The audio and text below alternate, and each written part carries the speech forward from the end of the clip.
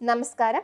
കേരളത്തിലെ തൊഴിലുറപ്പ് തൊഴിലാളികൾക്ക് കൂലി കുടിശ്ശിക ഉണ്ടായ സാഹചര്യത്തിൽ തദ്ദേശ സ്വയംഭരണ വകുപ്പ് മന്ത്രി ശ്രീ MP രാജേഷ് പറയുന്നത് തൊഴിലുറപ്പ് പദ്ധതിയെ ഇല്ലാതാക്കാൻ കേന്ദ്ര സർക്കാർ ശ്രമിക്കുന്നു എന്നാണ്. അല്ലെങ്കിൽ എന്തിനും പഴയ കേന്ദ്രത്തിനാണല്ലോ. ആശാസമരത്തിന്റെ കാര്യത്തിലായാലും നമുക്ക് കാണാവുന്ന കാര്യമാണല്ലോ അത്. എല്ലാം കേന്ദ്രം. അങ്ങനെ പഴിചാരുന്നതിന് മുമ്പ് എന്തുകൊണ്ട് കൂലി കുടിശ്ശിക ഉണ്ടായി? തൊഴിലുറപ്പ് തൊഴിലാളികളും പൊതുസമൂഹവും അതറിയണമല്ലോ.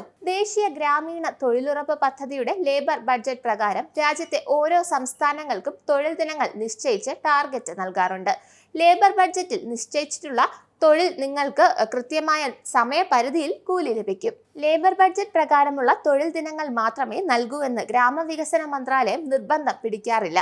കൂടുതൽ തൊഴിൽ ദിനങ്ങൾ ആവശ്യമായ സംസ്ഥാനങ്ങൾക്ക് ലേബർ ബഡ്ജറ്റ് റിവൈസ് ചെയ്ത് സമർപ്പിക്കാവുന്നതാണ്.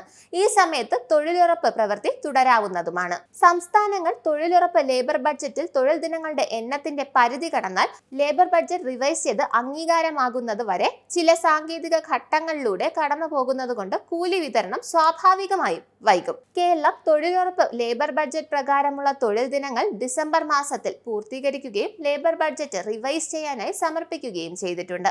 തൊഴിലുറപ്പ് പദ്ധതിയുടെ എംപവർ കമ്മിറ്റി അംഗീകരിച്ച് നൽകുന്ന പ്രൊപ്പോസലിന്റെ അടിസ്ഥാനത്തിൽ സാമ്പത്തിക വിഭാഗം ഫണ്ട് അനുവദിച്ചു നൽകും. ഈ പ്രോസസ്സിംഗിലൂടെ കടന്നു പോയിക്കൊണ്ടിരിക്കുന്ന സാഹചര്യത്തിൽ ഏകദേശം ഏപ്രിൽ മാസത്തിൽ തൊഴിലുറപ്പ് കൂലി കുടിശ്ശിക അടക്കം തൊഴിലാളിയുടെ അക്കൗണ്ടുകളിലേക്ക് കേന്ദ്ര സർക്കാർ നൽകും.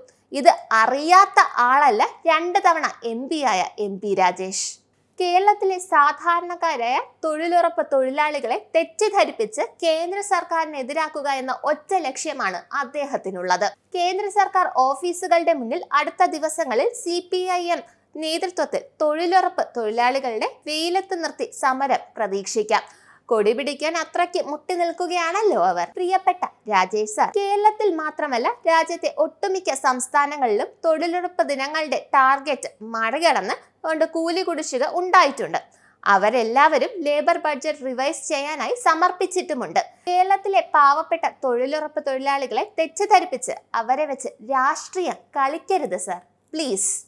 നന്ദി, നമസ്കാരം. നിങ്ങൾക്കും ആനന്ദ മീഡിയയുടെ പ്രേക്ഷകരിൽ ഒരാളാകണ്ടേ? യൂറോപ്പിലും US ലും ആഫ്രിക്കയിലും അടക്കം പ്രവാസികൾ ഉള്ളയിടങ്ങളിലൊക്കെ ജനപ്രിയ ചാനലുമായി ആനന്ദ് മീഡിയ ഒപ്പമുണ്ട്. ഏഷ്യാനെറ്റ് ഫ്ലവേഴ്സ് അടക്കം നിങ്ങളുടെ വിരൽത്തുമ്പിലെത്തും. ആദ്യം റോക്കു ബോക്സ് സ്വന്തമാക്കുക. അതിൽ നിന്നും ആനന്ദ് മീഡിയ ആപ്ലിക്കേഷൻ ഡൗൺലോഡ് ചെയ്യുക, ഇൻസ്റ്റാൾ ചെയ്യുക. എന്നിട്ട് 02085866511 എന്ന നമ്പറിൽ ഞങ്ങളുടെ കസ്റ്റമർ കെയറിൽ ബന്ധപ്പെടുക. അല്ലെങ്കിൽ +91 735 660 3747 എന്ന നമ്പറിൽ വാട്സപ്പ് ചെയ്യുക. ആനന്ദ് മീഡിയയുടെ സേവനങ്ങൾ സ്വന്തമാക്കുക. മറ്റു ചാനലുകൾക്കൊപ്പം ആനന്ദ് TVയും എൻജോയ് ചെയ്യുക.